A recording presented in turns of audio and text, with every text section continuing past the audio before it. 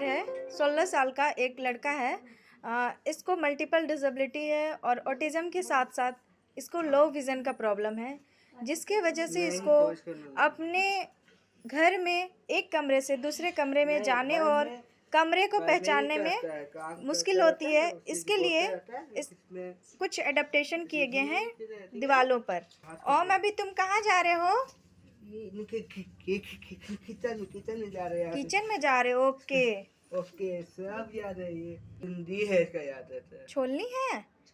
Okay. छोलनी कहाँ रहता है?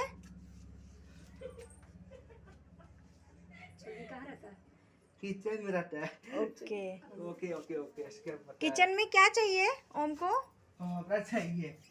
चलिए दीजिए इसको। मम्मी से मांगो। दीजिए मम्मी से मांगो। दीजिए। जिस तरह से ओम के लिए हम लोगों ने किचन में छोलनी का पहचान लगाया है, ऑब्जेक्ट सिंबल का यूज़ किया है, उसी तरह से हर कमरे में जाने के लिए उस कमरे से रिलेटेड चीज़ों को हम लोगों ने दरवाजे के पास लगाया है, जिसको छूकर ओम उस कमरे की पहचान करता है। ओम, अभी तुम कहाँ जा रहे हो? बताएगा नहीं। ओम बताएगा अभी कहाँ जा रहे हो?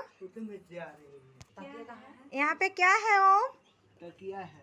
तकिया है? अभी तुम कहाँ पहुँच गया? बेडरूम में। Okay, very Break Free Solutions brought to you by EI Labs and Project Discovery.